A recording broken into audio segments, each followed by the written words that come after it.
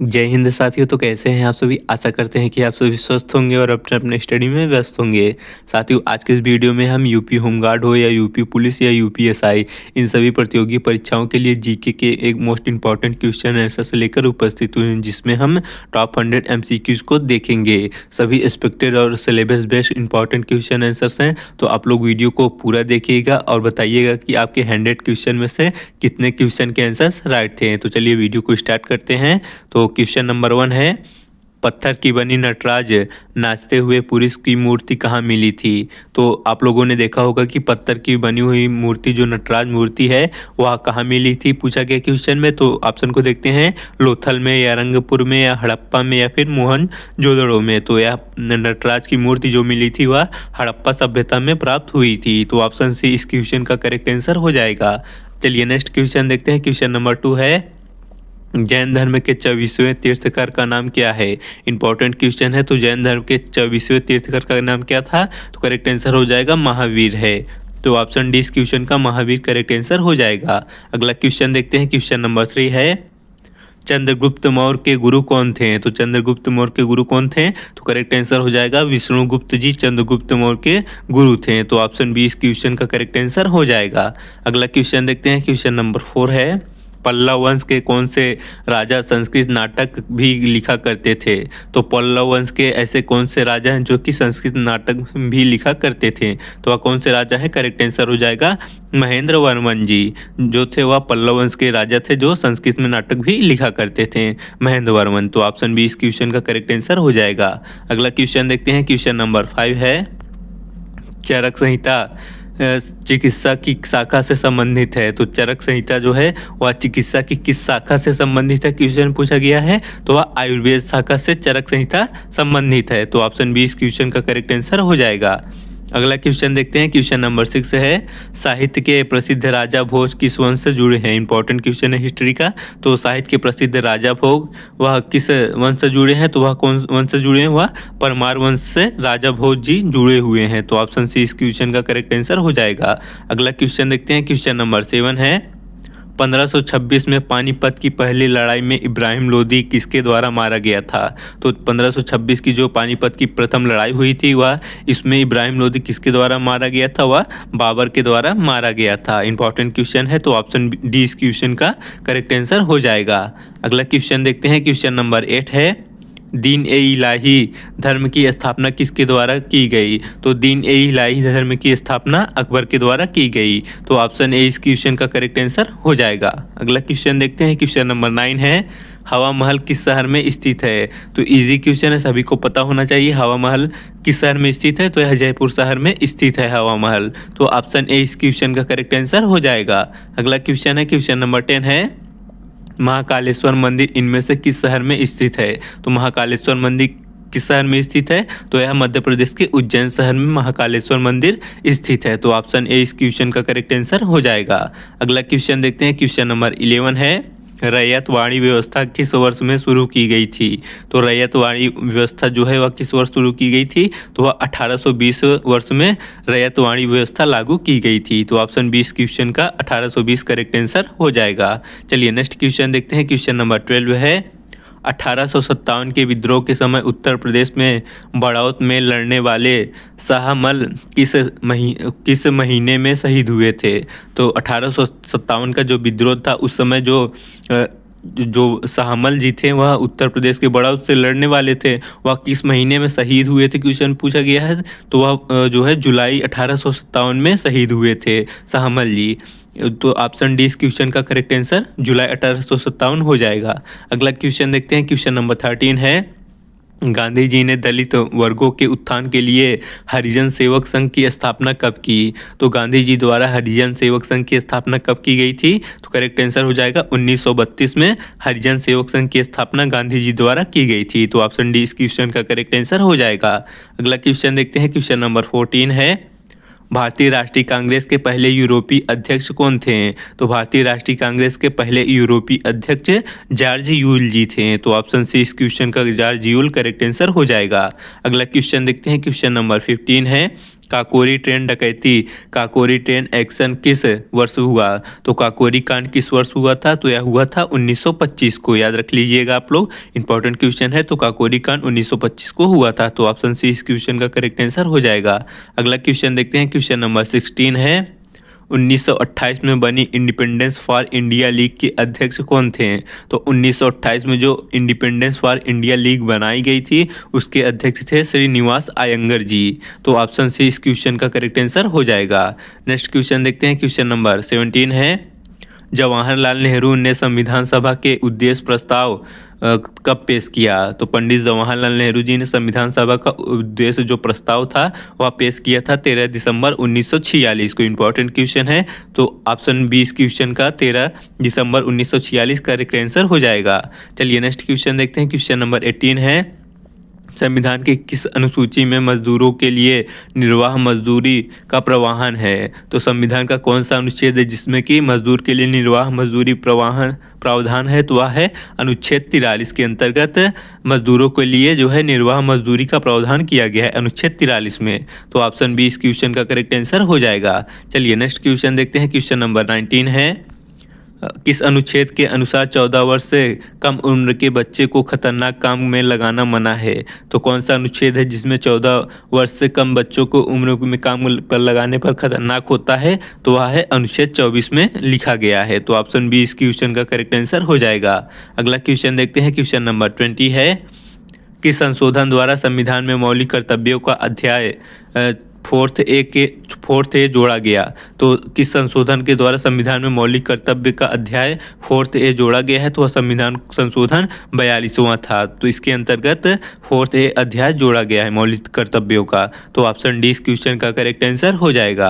अगला क्वेश्चन देखते हैं, क्वेश्चन नंबर 21 है, राष्ट्रपति द्वारा राज्यसभा के कितने सदस्यों को नामित किया जाता है? तो राष्ट्रपति द्वारा राज्यसभा के जो है पूरे 12 सदस्यों को नामित किया जाता है।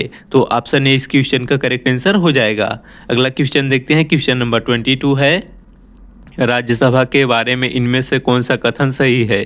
तो पूछा गया कौन सा कथन सही है। तो ऑप्शन को देखते हैं, क्या कह रहा है कथन, हर साल 1/3 सदस्य रिटायर होते हैं। तो ये जो कथन है हर साल एक सदस्य नहीं, ये गलत हो जाएगा, 1/3 सदस्य नहीं रिटायर होते हैं। अगला क्वेश्चन है, हर साल आधे सदस्य रिटायर होते हैं, ये भी गलत हो जाएगा। हर दूसरे साल इसके 1/3 सदस्य रिटायर हो जाते हैं। हाँ, आपका ऑप्शन सी करेक्ट आंसर हो जाएगा कि राज्यसभा के बारे में जो है हर दूसरे साल इसके 1/3 सदस्य रिटायर हो जाते हैं। तो ऑप्शन सी इस क्वेश्चन का करेक्ट आंसर हो जाएगा। अगला क्वेश्चन देखते हैं, क्वेश्चन नंबर 23 है, भारत में कार्यकारी प्रमुख एग्जीक्यूटिव हेड किसे माना जाता है? तो भारत में कार्यकारी प्रमुख जो है प्रधानमंत्री को माना जाता है। तो ऑप्शन ए इस क्वेश्चन का करेक्ट आंसर हो जाएगा। अगला क्वेश्चन देखते हैं, क्वेश्चन नंबर 24 है, भारत का सबसे पुराना हाईकोर्ट उच्च न्यायालय कौन सा है? तो भारत का सबसे पुराना उच्च न्यायालय कोलकाता उच्च न्यायालय है। तो ऑप्शन डी इस क्वेश्चन का करेक्ट आंसर हो जाएगा। अगला क्वेश्चन देखते हैं, क्वेश्चन नंबर 25 है, भारतीय कानून के अनुसार पंचायत अपने पहले सत्र से कितने साल तक काम करता है? तो भारत की कानून के अनुसार जो पंचायती व्यवस्था है वह अपने पहले सत्र से पूरे 5 सालों तक कार्य करता है। तो ऑप्शन ए इस क्वेश्चन का करेक्ट आंसर हो जाएगा। अगला क्वेश्चन देखते हैं, क्वेश्चन नंबर 26 है, भारत का पहला नगर निगम कौन सा था? तो भारत का सबसे पहला नगर निगम जो था वह मद्रास नगर निगम था। इंपॉर्टेंट क्वेश्चन है। तो ऑप्शन डी इस क्वेश्चन का मद्रास नगर निगम करेक्ट आंसर हो जाएगा। अगला क्वेश्चन देखते हैं, क्वेश्चन नंबर 27 है, राज्य सरकार को कानूनी मामलों पर सलाह देने का अधिकार किसके पास होता है? तो राज्य सरकार को कानूनी मामले में जो सलाह देने का अधिकार होता है वह होता है महाअधिवक्ता एडवोकेट जनरल को इसका अधिकार होता है। तो ऑप्शन सी इस क्वेश्चन का करेक्ट आंसर हो जाएगा। अगला क्वेश्चन देखते हैं, क्वेश्चन नंबर 28 है, ब्लू प्लैनेट नीला ग्रह किसे कहा जाता है? तो ऑप्शन को देखते हैं, शनि ग्रह को या पृथ्वी या मंगल या प्लूटो। तो इजी क्वेश्चन है, सभी को पता होगा। तो आप लोग इसका कमेंट बॉक्स में हमें आंसर बताइएगा कि नीला ग्रह किसे कहा जाता है। काफ़ी इजी क्वेश्चन है, तो कमेंट जरूर करिएगा। अगला क्वेश्चन देखते हैं, क्वेश्चन नंबर 29 है, ग्रेनाइट चट्टानें किस प्रकार की चट्टानें होती हैं? तो ग्रेनाइट चट्टानें एक अग्नेय प्रकार की चट्टानें होती हैं। तो ऑप्शन बी इस क्वेश्चन का करेक्ट आंसर हो जाएगा। अगला क्वेश्चन है, क्वेश्चन नंबर 30 है, वायुमंडल में इन परतों में से किसका घनत्व डेंसिटी सबसे कम होता है? तो वायुमंडलीय परतों में सबसे कम घनत्व पूछा गया किसका होता है, तो ऑप्शन को देखते हैं, आयनमंडल का या बहिर्मंडल का या फिर समताप मंडल का या मध्य मंडल का। तो इसका करेक्ट आंसर हो जाएगा बहिर्मंडल का, जो घनत्व होता है सबसे कम होता है एक्सोस्फीयर का। तो ऑप्शन बी इस क्वेश्चन का करेक्ट आंसर हो जाएगा। चलिए नेक्स्ट क्वेश्चन देखते हैं। क्वेश्चन नंबर 31 है, एशिया और यूरोप के बीच की सीमा किस पर्वतमाला को माना जाता है? तो एशिया और यूरोप के महाद्वीप के बीच की सीमा किस पर्वतमाला को माना जाता है? तो वह कौन सा पर्वतमाला है? वह है यूराल पर्वतमाला। तो ऑप्शन ए इस क्वेश्चन का यूराल करेक्ट आंसर हो जाएगा। नेक्स्ट क्वेश्चन देखते हैं। क्वेश्चन नंबर 32 है, इनमें से कौन सा देश और उसकी राजधानी का जोड़ा गलत है? तो इसमें पूछा गया है कि कौन सा देश है जिसकी राजधानी का जोड़ा गलत है। तो चलिए ऑप्शन को देखते हैं। पहला चलिए डी से देखते हैं, बेल्जियम और ब्रुसेल्स से। तो ये तो सही है, बेल्जियम की राजधानी ब्रुसेल्स है, ठीक है। और ऑप्शन सी होगा बहामास नसाउ, ये भी ठीक है। और लीबिया और त्रिपोली, ये भी ठीक है। लेकिन इसमें देखा जाए तो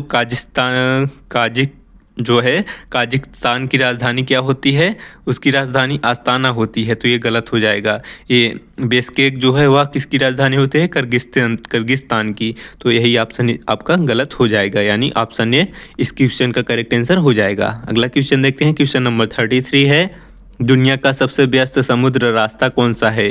तो विश्व का सबसे व्यस्त समुद्री रास्ता वह है उत्तरी अटलांटिक समुद्री मार्ग। तो ऑप्शन डी इस क्वेश्चन का करेक्ट आंसर हो जाएगा। अगला क्वेश्चन देखते हैं। क्वेश्चन नंबर 34 है, इनमें से कौन सा राज्य भारत की 7 बहनों में शामिल नहीं है? तो ऑप्शन को देखते हैं, मेघालय राज्य या नागालैंड या सिक्किम या अरुणाचल प्रदेश। तो इसमें से जो सिक्किम राज्य है वह भारत की 7 बहनों में शामिल नहीं है, सिक्किम राज्य। तो ऑप्शन सी इस क्वेश्चन का करेक्ट आंसर हो जाएगा। अगला क्वेश्चन देखते हैं। क्वेश्चन नंबर 35 है, किस भारतीय राज्य की सीमा अरब सागर से जुड़ी हुई है? तो कौन सी भारतीय राज्य की सीमा अरब सागर से जुड़ी हुई है? वह है गुजरात राज्य। तो ऑप्शन सी इस क्वेश्चन का करेक्ट आंसर हो जाएगा। चलिए नेक्स्ट क्वेश्चन देखते हैं। क्वेश्चन नंबर 36 है, निम्न हिमालय में से सबसे लंबी पर्वतमाला कौन सी है? तो सभी हिमालय में से पूछा गया सबसे लंबी पर्वतमाला कौन सी है? तो ऑप्शन को देखते हैं, काराकोरम पर्वतमाला की है या लद्दाख पर्वतमाला या जास्कर पर्वतमाला या पीर पंजाल पर्वतमाला। तो करेक्ट आंसर हो जाएगा ऑप्शन डी, यानी पीर पंजाल पर्वतमाला सबसे लंबी पर्वतमाला निम्न में से है। तो ऑप्शन डी इस क्वेश्चन का करेक्ट आंसर हो जाएगा। चलिए नेक्स्ट क्वेश्चन देखते हैं। क्वेश्चन नंबर 37 है, भारत के किस राज्य में रेगिस्तान का सबसे बड़ा हिस्सा है? तो सभी को पता होगा कौन सा राज्य है जिसका कि रेगिस्तान का सबसे बड़ा हिस्सा है, तो वह है राजस्थान राज्य। तो ऑप्शन बी इस क्वेश्चन का करेक्ट आंसर हो जाएगा। अगला क्वेश्चन देखते हैं। क्वेश्चन नंबर 38 है, अमरकंटक पहाड़ियों में से कौन सी नदी निकलती है? तो अमरकंटक पहाड़ियों में से नर्मदा नदी निकलती है। तो ऑप्शन सी इस क्वेश्चन का करेक्ट आंसर हो जाएगा। अगला क्वेश्चन देखते हैं। क्वेश्चन नंबर 39 है, हीराकुंड बांध किस नदी पर बना है? तो हीराकुंड बांध महानदी पर बना है। तो ऑप्शन सी इस क्वेश्चन का करेक्ट आंसर हो जाएगा। आपके होमगार्ड के लिए इंपॉर्टेंट क्वेश्चन है, तो आप लोग इसे याद कर लीजिएगा। अगला क्वेश्चन देखते हैं। क्वेश्चन नंबर 40 है, भारत में सर्दियों के दौरान कहां से आने वाली हवाएं शीतलहर का कारण बनती है? तो भारत में जो है हिमालयी हवाएं जब आती हैं, भारत में प्रवेश करती हैं, तो उस समय शीतलहर का कारण यही बनती हैं। तो ऑप्शन बी इस क्वेश्चन का हिमालय करेक्ट आंसर हो जाएगा। अगला क्वेश्चन देखते हैं। क्वेश्चन नंबर 41 है, भारत में नील क्रांति ब्लू रिवॉल्यूशन का संबंध किससे है? तो भारत में नील क्रांति का संबंध मत्स्य पालन मछली उत्पादन से है। तो ऑप्शन डी इस क्वेश्चन का मत्स्य पालन करेक्ट आंसर हो जाएगा। अगला क्वेश्चन देखते हैं। क्वेश्चन नंबर 42 है, बांदा, सोनभद्र और मिर्जापुर जिलों में कौन सा खनिज मुख्यतः पाया जाता है? तो बांदा, सोनभद्र और मिर्जापुर जिलों का मुख्य अयस्क या देखा जाए खनिज पदार्थ तो कौन सा है? वह है डोलोमाइट। तो यहाँ पर सर्वाधिक मात्रा में डोलोमाइट पाया जाता है। तो ऑप्शन ए इस क्वेश्चन का करेक्ट आंसर हो जाएगा। अगला क्वेश्चन देखते हैं। क्वेश्चन नंबर 43 है, इंपॉर्टेंट क्वेश्चन है, आपको वैसे भी नॉलेज होना चाहिए। क्या पूछा गया क्वेश्चन में? IRCTC का पूरा नाम या फिर फुल फॉर्म क्या है? तो IRCTC आप लोग लिखे हुए देखे होंगे रेलवे में, तो इसका फुल फॉर्म पूछा गया क्या होता है, तो आपको करेक्ट आंसर बताते हैं, Indian railway containing and tourism corporation. तो IRCTC का फुल फॉर्म हो जाएगा Indian railway containing and tourism corporation. तो आप लोग इसको याद रख लीजिएगा। ऑप्शन सी इस क्वेश्चन का करेक्ट आंसर हो जाएगा। अगला क्वेश्चन देखते हैं। क्वेश्चन नंबर 44 है, एक स्वस्थ समाज के लिए पुरुषों और महिलाओं की संख्या कैसी होना चाहिए? तो एक स्वस्थ समाज के लिए पुरुषों और महिलाओं की संख्या होनी चाहिए, किस प्रकार की होनी चाहिए? पुरुषों और महिलाओं की संख्या बराबर होनी चाहिए। एक स्वस्थ समाज के लिए पुरुषों और महिलाओं की संख्या बराबर होनी चाहिए। तो ऑप्शन डी इस क्वेश्चन का करेक्ट आंसर हो जाएगा। अगला क्वेश्चन देखते हैं। क्वेश्चन नंबर 45 है, जनसंख्या वृद्धि पॉपुलेशन ग्रोथ के सिद्धांत को किसने दिया? तो पॉपुलेशन ग्रोथ सिद्धांत जो है माल्थस ने दिया था। तो ऑप्शन सी इस क्वेश्चन का करेक्ट आंसर हो जाएगा। अगला क्वेश्चन है क्वेश्चन नंबर 46 है, उत्तर प्रदेश का कौन सा शहर अपने अवधी मुगल व्यंजनों के लिए प्रसिद्ध है? तो वह लखनऊ शहर है जो कि अपने अवधी मूल व्यंजनों के लिए प्रसिद्ध है, लखनऊ शहर। तो ऑप्शन ए इस क्वेश्चन का लखनऊ करेक्ट आंसर हो जाएगा। अगला क्वेश्चन देखते हैं क्वेश्चन नंबर 47 है, उत्तर प्रदेश में राजकीय स्वतंत्रता संग्राम संग्रहालय शहीद स्मारक कहाँ है? तो यूपी में राजकीय स्वतंत्रता संग्राम संग्रहालय है, वह है मेरठ जिले में। तो ऑप्शन ए इस क्वेश्चन का मेरठ करेक्ट आंसर हो जाएगा। अगला क्वेश्चन देखते हैं क्वेश्चन नंबर 48 है, बहू बेगम का मकबरा उत्तर प्रदेश में कहाँ स्थित है? तो बहू बेगम का मकबरा उत्तर प्रदेश में स्थित है फैजाबाद में। तो ऑप्शन डी इस क्वेश्चन का फैजाबाद करेक्ट आंसर हो जाएगा। अगला क्वेश्चन देखते हैं क्वेश्चन नंबर 49 है, यूपी राजस्व संहिता 2006 के अनुसार एक निश्चित अवधि के लिए ली गई जमीन को क्या कहते हैं? तो उत्तर प्रदेश राजस्व संहिता 2006 के अनुसार एक निश्चित समय के लिए जो जमीन ली जाती है उसे क्या कहा जाता है? तो उसे धरती कहा जाता है। तो ऑप्शन डी इस क्वेश्चन का धरती करेक्ट आंसर हो जाएगा। अगला क्वेश्चन देखते हैं क्वेश्चन नंबर 50 है, उत्तर प्रदेश की दूसरी राजभाषा सेकंड स्टेट लैंग्वेज कौन सी है? तो यूपी की दूसरी राजभाषा उर्दू राजभाषा है। पहली क्या है? हिंदी है और दूसरी राजभाषा उर्दू है। तो ऑप्शन सी इस क्वेश्चन का करेक्ट आंसर हो जाएगा। चलिए नेक्स्ट क्वेश्चन देखते हैं क्वेश्चन नंबर 51 है, मानव विकास सूचकांक HDI का मुख्य लक्ष्य क्या है? तो HDI का मुख्य लक्ष्य होता है लोगों के जीवन की गुणवत्ता और कल्याण का आकलन करना, HDI का मुख्य लक्ष्य होता है। तो ऑप्शन ए इस क्वेश्चन का करेक्ट आंसर हो जाएगा। साथियों, आप अभी तक चैनल पे नए हैं यदि तो प्लीज़ चैनल को सब्सक्राइब कर लें और वीडियो को एक लाइक जरूर कर दें। तो आशा करते हैं कि आप लोग एक छोटा सा काम जरूर कर दिए होंगे। तो वीडियो को लाइक कर दें, चैनल को सब्सक्राइब जरूर कर दें। यदि आपको इस वीडियो का PDF चाहिए तो डिस्क्रिप्शन बॉक्स में टेलीग्राम का लिंक मिल जाएगा, आप वहां से जो है PDF को आसानी से प्राप्त कर सकते हैं। चलिए अगला क्वेश्चन देखते हैं क्वेश्चन नंबर 52 है, सेबी SEBI की स्थापना किस वर्ष हुई? तो SEBI संस्था की स्थापना 1952 में हुई थी। तो ऑप्शन ए इस क्वेश्चन का करेक्ट आंसर हो जाएगा। अगला क्वेश्चन देखते हैं क्वेश्चन नंबर 53 है, योगक्षेमम वहम्यम किसका आदर्श वाक्य है? तो योगक्षेमम वहम्यम जो है किसका मोटो है, तो किस संस्था का? तो ऑप्शन को देखते हैं जो है SBI या फिर LIC या लोकसभा या प्रधानमंत्री कार्यकाल का। तो वह है LIC का LIC का मोटो क्या है? योगक्षेमम वहम्यम। तो LIC का आदर्श वाक्य है। तो ऑप्शन बी इस क्वेश्चन का करेक्ट आंसर हो जाएगा। अगला क्वेश्चन देखते हैं क्वेश्चन नंबर 54 है, पुरानी मुद्रा को बंद करके नई मुद्रा चलाना क्या कहलाता है? तो पुरानी मुद्राओं को बंद करके नई मुद्रा चलाना कहलाता है डिमोनेटाइजेशन यानी कि विमुद्रीकरण। तो ऑप्शन डी इस क्वेश्चन का करेक्ट आंसर हो जाएगा। अगला क्वेश्चन देखते हैं क्वेश्चन नंबर 55 है, स्वतंत्र भारत में यूपी के पहले पुलिस महानिरीक्षक कौन थे? तो स्वतंत्र भारत के जो यूपी राज्य है उसके पहले पुलिस महानिरीक्षक कौन थे? तो वह थे BN लहड़ी जी। तो ऑप्शन ए इस क्वेश्चन का BN लहड़ी करेक्ट आंसर हो जाएगा। अगला क्वेश्चन देखते हैं क्वेश्चन नंबर 56 है, किस वर्ष संयुक्त राष्ट्र ने मानव अधिकारों की सार्वभौमिक घोषणा को अपनाया? तो करेक्ट आंसर हो जाएगा 1948 में मानव अधिकार की सार्वभौमिक घोषणा को अपनाया गया। तो ऑप्शन सी इस क्वेश्चन का करेक्ट आंसर हो जाएगा। अगला क्वेश्चन देखते हैं क्वेश्चन नंबर 57 है, RDX का फुल फॉर्म क्या है? तो RDX का फुल फॉर्म होता है रिसर्च डेवलपमेंट डिपार्टमेंट एक्सप्लोसिव। तो रिसर्च डेवलपमेंट एक्सप्लोसिव जो होता है वह RDX का फुल फॉर्म होता है। तो आप लोग याद रख लीजिएगा। चलिए नेक्स्ट क्वेश्चन देखते हैं क्वेश्चन नंबर 58 है, कॉफ़ी की उत्पत्ति सबसे पहले किस देश में हुई? तो कॉफ़ी की उत्पत्ति सबसे पहले इथोपिया देश में हुई है। तो भारत में आई है। तो ऑप्शन ए इस क्वेश्चन का इथोपिया देश करेक्ट आंसर हो जाएगा। अगला क्वेश्चन देखते हैं क्वेश्चन नंबर 59 है, 1 जूल प्रति सेकेंड किसके बराबर होता है? तो 1 जूल प्रति सेकेंड 1 वाट के बराबर है। इंपॉर्टेंट क्वेश्चन है साइंस के फिजिक्स का, तो आप लोग इसे याद रख लीजिएगा कि 1 जूल प्रति सेकेंड 1 वाट के बराबर होता है। तो ऑप्शन बी इस क्वेश्चन का करेक्ट आंसर हो जाएगा। अगला क्वेश्चन देखते हैं क्वेश्चन नंबर 60 है, वायुमंडल में कार्बन किस रूप में मौजूद होता है? तो वायुमंडल में कार्बन जो होता है वह कार्बन डाइऑक्साइड गैस के रूप में मौजूद होता है। तो ऑप्शन ए इस क्वेश्चन का करेक्ट आंसर हो जाएगा। अगला क्वेश्चन देखते हैं क्वेश्चन नंबर 61 है, किस पर्यावरणविद ने पद्म विभूषण से सम्मानित किया गया है? तो किस पर्यावरणविद को पद्म विभूषण से सम्मानित किया गया है? वह है सुंदरलाल बहुगुणा जी। इन्हें जो है पर्यावरणविद हैं और इन्हें पद्म विभूषण से सम्मानित किया गया है। इनकी भूमिका जो थी चिपको आंदोलन में काफ़ी महत्वपूर्ण रही है। तो इनको इसलिए सुंदरलाल बहुगुणा को जो है पद्म विभूषण से सम्मानित किया गया है। चलिए नेक्स्ट क्वेश्चन देखते हैं क्वेश्चन नंबर 62 है, कुकी शब्द का संबंध किससे है? तो कुकी शब्द का संबंध एक मैजिक कुकी से होता है। कभी कभी क्वेश्चन आते हैं इस टाइप के। तो ऑप्शन बी इस क्वेश्चन का करेक्ट आंसर हो जाएगा। अगला क्वेश्चन देखते हैं क्वेश्चन नंबर 63 है, जून 2025 में उत्तर प्रदेश में ग्रीन डेटा सेंटर का उद्घाटन कहाँ किया गया था? जो जून 2025 में जो उत्तर प्रदेश में ग्रीन डेटा का उद्घाटन किया गया था वह कहाँ किया गया था योगी आदित्यनाथ जी द्वारा गाजियाबाद में। तो ऑप्शन ए इस क्वेश्चन का करेक्ट आंसर हो जाएगा। अगला क्वेश्चन देखते हैं, क्वेश्चन नंबर 64 है, दक्षिण एशिया क्षेत्रीय आलू केंद्र की स्थापना कहाँ की जाएगी? तो दक्षिण एशिया क्षेत्रीय आलू केंद्र की स्थापना जो है आगरा शहर में की जाएगी। तो ऑप्शन डी इस क्वेश्चन का करेक्ट आंसर हो जाएगा। अगला क्वेश्चन देखते हैं, क्वेश्चन नंबर 65 है कि सोशल मीडिया में स्क्रैप बुक नाम का फीचर होता है। तो आप लोग बताइएगा कि कौन से सोशल मीडिया में स्क्रैप बुक का फीचर होता है। तो ऑप्शन को देखते हैं, जूम में या फिर फेसबुक में या इंस्टाग्राम या पिंटरेस्ट में। तो कौन से ऐप में होता है? तो फेसबुक में आपको देखने को मिल जाएगा स्क्रैप बुक का नामक फीचर। तो ऑप्शन बी इस क्वेश्चन का फेसबुक करेक्ट आंसर हो जाएगा। अगला क्वेश्चन देखते हैं, क्वेश्चन नंबर 66 है, चंद्रमा पर लाए गए पत्थर पर क्या प्रभाव पड़ेगा?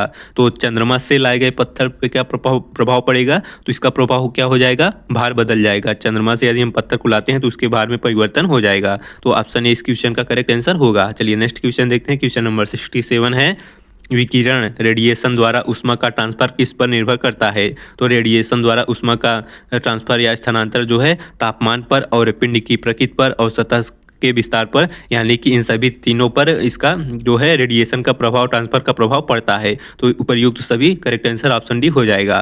चलिए नेक्स्ट क्वेश्चन देखते हैं, क्वेश्चन नंबर 68 है, जब प्रकाश विरल माध्यम से सघन माध्यम में जाता है तो क्या होता है? तो जब प्रकाश जो है यानी ये विरल माध्यम है और सघन माध्यम में जाएगा तो क्या होगा? ये इसका मतलब हो जाएगा कि ये अभिलंब की ओर झुक जाता है। तो यहाँ पे कौन सा ऑप्शन राइट हो जाएगा? ऑप्शन डी, नॉर्मल की ओर झुक जाता है। ये आपका अभिलंब है जो यहाँ विरल से सघन में जाएगा तो वो है जो अभिलंब की ओर ऐसे झुक जाता है। तो ऑप्शन डी इस क्वेश्चन का करेक्ट आंसर हो जाएगा। अगला क्वेश्चन देखते हैं, क्वेश्चन नंबर 69 है, लॉन्ग क्वेश्चन है, कौन सा नियम कहता है कि रासायनिक अपक्रिया में द्रव्यमान न तो बनाया जा सकता है और ना ही नष्ट किया जाता है? इंपॉर्टेंट क्वेश्चन है आपके साइंस का। तो कौन सा नियम कहता है कि रासायनिक अपक्रिया में द्रव्यमान को न तो बनाया जा सकता है ना ही नष्ट किया जाता है? तो वह है द्रव्यमान संरक्षण का नियम, यानी E=mc² में इसका उद्देश्य यानी कि इसका वर्णन किया गया है। न तो द्रव्यमान को बनाया जा सकता है न ही इसे नष्ट किया जा सकता है। तो ऑप्शन डी इस क्वेश्चन का करेक्ट आंसर हो जाएगा। अगला क्वेश्चन देखते हैं, क्वेश्चन नंबर 70 है, उत्तर प्रदेश कन्या सुमंगला योजना के तहत कुल कितने रुपए की आर्थिक सहायता दी जाती है? तो उत्तर प्रदेश सुमंगला कन्या की योजना के अंतर्गत पूरे 25,000 की आर्थिक राशि प्रदान की जाती है। तो ऑप्शन बी इस क्वेश्चन का करेक्ट आंसर हो जाएगा। अगला क्वेश्चन देखते हैं, क्वेश्चन नंबर 71 है, यूकैरियोटिक कोशिकाओं में किस कोशिकांग को आत्मघाती थैली सुसाइड बैग कहा जाता है? इंपॉर्टेंट क्वेश्चन है। तो यूकैरियोटिक कोशिकाओं में आत्मघाती थैली लाइसोसोम को कहा जाता है। तो ऑप्शन डी इस क्वेश्चन का करेक्ट आंसर हो जाएगा। अगला क्वेश्चन देखते हैं, क्वेश्चन नंबर 72 है, इनमें से कौन सा जीव मोनेरा समूह से संबंधित नहीं है? तो कौन सा जीव है जो कि मोनेरा समूह से संबंधित नहीं है? वह है डायटम जो होता है वह मोनेरा के अंतर्गत नहीं आता। तो ऑप्शन बी इस क्वेश्चन का Monera correct answer diatom correct answer हो जाएगा। अगला क्वेश्चन देखते हैं, क्वेश्चन नंबर 73 है, प्रधानमंत्री मातृ वंदना योजना की शुरुआत किस वर्ष की गई थी? तो प्रधानमंत्री मातृ वंदना योजना की शुरुआत सन 2017 में की गई। तो ऑप्शन सी इस क्वेश्चन का करेक्ट आंसर हो जाएगा। नेक्स्ट क्वेश्चन है, क्वेश्चन नंबर 74 है, बेरी रोग का मुख्य लक्षण क्या है? तो बेरी रोग का मुख्य लक्षण होता है कि कमजोर पेशियां और काम करने के लिए कम ऊर्जा। तो इसका बेरी का लक्षण होता है कमजोर पेशियां हो जाती हैं और काम करने के लिए कम ऊर्जा लगता है। तो ऑप्शन सी इस क्वेश्चन का करेक्ट आंसर हो जाएगा। चलिए नेक्स्ट क्वेश्चन देखते हैं, क्वेश्चन नंबर 75 है, जैवमंडल आरक्षित क्षेत्र बायोस्फीयर रिजर्व का सबसे सही वर्णन क्या है? तो जैवमंडल आरक्षित क्षेत्र का देखा जाए सबसे सही वर्णन क्या हो जाएगा? इसका सही वर्णन होगा सतत विकास के अध्ययन स्थल। तो ऑप्शन सी इस क्वेश्चन का करेक्ट आंसर हो जाएगा। अगला क्वेश्चन देखते हैं, क्वेश्चन नंबर 76 है, सुपोषण मुख्य रूप से किसके कारण होता है? तो सुपोषण मुख्य रूप से नाइट्रेट और फास्फेट की कमी के कारण होता है। सुपोषण पूछा गया है तो ये जो है सुपोषण नाइट्रेट और फास्फेट से होता है। तो ऑप्शन बी इस क्वेश्चन का करेक्ट आंसर हो जाएगा। अगला क्वेश्चन देखते हैं, क्वेश्चन नंबर 77 है, इनमें से कौन सा एक वेब ब्राउजर नहीं है? तो वेब ब्राउजर कौन सा नहीं है? तो आउटलुक जो होता है वह वेब ब्राउजर नहीं होता है। तो ऑप्शन डी इस क्वेश्चन का आउटलुक करेक्ट आंसर हो जाएगा। अगला क्वेश्चन देखते हैं, क्वेश्चन नंबर 78 है, आज़ादी से पहले भारत में गरीबी रेखा पुअर्टी लाइन की अवधारणा सबसे पहले चर्चा किसने की थी? तो आज़ादी से पहले भारत की गरीबी रेखा जो है वह दादा भाई नौरोजी ने चर्चा की थी। तो ऑप्शन डी इस क्वेश्चन का दादा भाई नौरोजी की करेक्ट आंसर हो जाएगा। अगला क्वेश्चन देखते हैं, क्वेश्चन नंबर 79 है, किस समिति ने NBFC गैर बैंकिंग वित्तीय कंपनी के लिए नई श्रेणी सूक्ष्म वित्त संस्था बनाने की सिफारिश की थी, तो वह है मालेगाम समिति ने। तो ऑप्शन ए इस क्वेश्चन का मालेगाम करेक्ट आंसर हो जाएगा। अगला क्वेश्चन देखते हैं, क्वेश्चन नंबर 80 है, शेयर बाजार कैपिटल मार्केट के संदर्भ में एफपीओ का पूरा नाम क्या है? तो एफपीओ का पूरा नाम होता है फॉलो ऑन पब्लिक ऑफर। तो ऑप्शन ए इस क्वेश्चन का follow on public offer correct answer हो जाएगा। अगला क्वेश्चन देखते हैं, क्वेश्चन नंबर 81 है, माल्थुसियन सिद्धांत का संबंध किससे है? तो माल्थुसियन का सिद्धांत जो है वह संबंधित होता है जनसंख्या से। तो ऑप्शन डी इस क्वेश्चन का जनसंख्या करेक्ट आंसर हो जाएगा। अगला क्वेश्चन देखते हैं, क्वेश्चन नंबर 82 है, इनमें से कौन सा बल केंद्रीय गृह मंत्रालय के अधीन नहीं आता? तो कौन सा बल है जो कि केंद्रीय गृह मंत्रालय के अधीन नहीं आता? तो वह बल है भारतीय तटरक्षक। इंडिया कोस्ट गार्ड जो होता है वह केंद्रीय गृह मंत्रालय के अधीन नहीं होता है। तो ऑप्शन डी इस क्वेश्चन का करेक्ट आंसर हो जाएगा। अगला क्वेश्चन देखते हैं, क्वेश्चन नंबर 83 है, national aluminium company limited NALCO का पंजीकृत कार्यालय कहाँ स्थित है? तो नेशनल एल्यूमिनियम कंपनी लिमिटेड का पंजीकृत मुख्यालय जो है वह भुवनेश्वर उड़ीसा में स्थित है। तो ऑप्शन सी इस क्वेश्चन का करेक्ट आंसर हो जाएगा। अगला क्वेश्चन देखते हैं, क्वेश्चन नंबर 84 है, ब्रिटिश काल से अब तक स्वतंत्रता भारत के इतिहास में कितनी बार धन विमुद्रीकरण डिमोनेटाइजेशन किया गया? तो अब तक कितनी बार मुद्राओं का परिवर्तन किया गया है? पूरे 3 बार। तो ऑप्शन ए इस क्वेश्चन का 3 करेक्ट आंसर हो जाएगा। अगला क्वेश्चन देखते हैं, क्वेश्चन नंबर 85 है, सोफिया किस देश की राजधानी है? तो सोफिया जो है वह बुल्गारिया देश की राजधानी है। तो ऑप्शन बी इस क्वेश्चन का करेक्ट आंसर हो जाएगा। अगला क्वेश्चन देखते हैं, क्वेश्चन नंबर 86 है, भारत में सांप्रदायिक सद्भाव सप्ताह कब मनाया जाता है? तो भारत में सांप्रदायिक सद्भाव सप्ताह जो होता है वह 19 नवंबर से 25 नवंबर तक मनाया जाता है। तो ऑप्शन सी इस क्वेश्चन का करेक्ट आंसर हो जाएगा। अगला क्वेश्चन देखते हैं, क्वेश्चन नंबर 87 है, AK-47 राइफल का आविष्कार किसने किया था? तो AK-47 राइफल का आविष्कार किसने किया था? तो करेक्ट आंसर हो जाएगा मिखाइल कलाशनिकोव जो थे वह AK-47 राइफल का आविष्कार किए थे। तो ऑप्शन सी इस क्वेश्चन का करेक्ट आंसर हो जाएगा। अगला क्वेश्चन देखते हैं, क्वेश्चन नंबर 88 है, पुस्तक ए लाइफ मिसप्रिंट किसके द्वारा लिखी गई? तो ए लाइफ मिसप्रिंट किसकी रचना है? वह है सूर्यकांत त्रिपाठी निराला जी की। तो ऑप्शन बी इस क्वेश्चन का करेक्ट आंसर हो जाएगा। नेक्स्ट क्वेश्चन देखते हैं, क्वेश्चन नंबर 89 है, कस्तूरबा गांधी बालिका विद्यालय का मुख्य उद्देश्य क्या प्रदान करता है? तो कस्तूरबा गांधी बालिका विद्यालय का मुख्य उद्देश्य प्रदान करता है लड़कियों के लिए आवासीय विद्यालय, यानी कि हॉस्टल वगैरह जो होते हैं वह कस्तूरबा गांधी विद्यालय के अंतर्गत आते हैं। तो ऑप्शन बी इस क्वेश्चन का लड़कियों के लिए आवासीय विद्यालय करेक्ट आंसर हो जाएगा। अगला क्वेश्चन देखते हैं, क्वेश्चन नंबर 90 है, विशिष्ट नियमों के अनुसार टिप्पणियों या अवलोकनों के संख्याओं देने की प्रक्रिया क्या कहते हैं? तो विशिष्ट नियमों के अनुसार टिप्पणियों या अवलोकनों को संख्याएं देने की प्रक्रिया को कहा जाता है माप।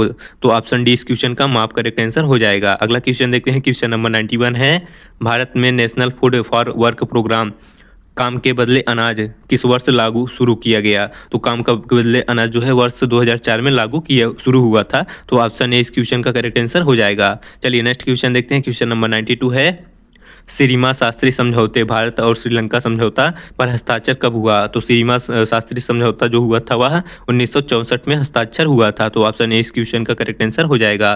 नेक्स्ट क्वेश्चन देखते हैं, क्वेश्चन नंबर 93 है, उत्तर प्रदेश में बांदा जिला किस खास चीज़ के लिए प्रसिद्ध है? तो यूपी का बांदा जिला जो है वह साजर पत्थर के लिए प्रसिद्ध है। तो ऑप्शन डी इस क्वेश्चन का साजर पत्थर के लिए करेक्ट आंसर हो जाएगा। अगला क्वेश्चन देखते हैं, क्वेश्चन नंबर 94 है, कुंभ मेला किन 4 पवित्र स्थानों नदी तटों पर मनाया जाता है? तो कुंभ मेला जो है वह प्रयागराज, उज्जैन, हरिद्वार और नासिक इन सभी 4 तीर्थ स्थलों पर लगता है। तो ऑप्शन ए इस क्वेश्चन का प्रयागराज, उज्जैन, हरिद्वार, नासिक करेक्ट आंसर हो जाएगा।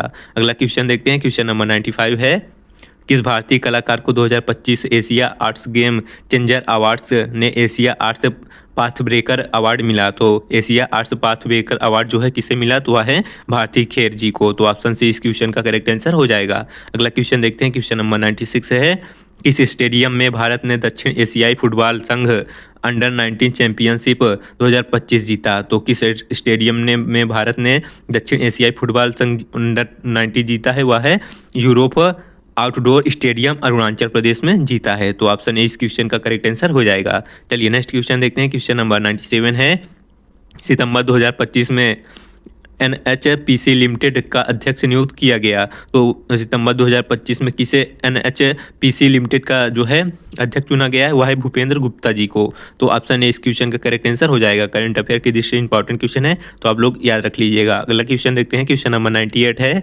उत्तर प्रदेश सरकार की एक जिला एक उत्पाद ODOP योजना का मुख्य लक्ष्य है। तो ODOP का मुख्य लक्ष्य होता है स्वदेशी और विशिष्ट उत्पादों को बढ़ावा देना, यानी कि देश में बने हुए वस्तुओं को बढ़ावा देना ODOP का मुख्य लक्ष्य है। तो ऑप्शन ए इस क्वेश्चन का करेक्ट आंसर हो जाएगा। चलिए नेक्स्ट क्वेश्चन देखते हैं। क्वेश्चन नंबर 99 है, PLI योजना का मुख्य उद्देश्य क्या है? तो PLI योजना का मुख्य उद्देश्य है घरेलू उत्पाद यानी मेड इन इंडिया को बढ़ावा देना। तो ऑप्शन बी इस क्वेश्चन का करेक्ट आंसर हो जाएगा। चलिए नेक्स्ट एंड लास्ट क्वेश्चन देखते हैं। क्वेश्चन नंबर 100 है, उद्यम पंजीकरण उद्यम रजिस्ट्रेशन पोर्टल क्यों बनाया गया? तो उद्यम पंजीकरण पोर्टल बनाया गया है कि MSME यानी छोटे उद्योगों को पंजीकरण आसान बनाने के लिए। तो ऑप्शन बी इस क्वेश्चन का करेक्ट आंसर हो जाएगा। तो साथियों ये थे हमारे यूपी होमगार्ड के लिए जीके के most important top 100 question answers. तो वीडियो पे यदि नए थे तो चैनल को सब्सक्राइब कर लीजिए, वीडियो को एक लाइक जरूर कर दीजिए। मिलते हैं नेक्स्ट वीडियो में, तब तक के लिए धन्यवाद। और जाते जाते कमेंट बॉक्स में एक प्यारा सा कमेंट जरूर कर जाएं।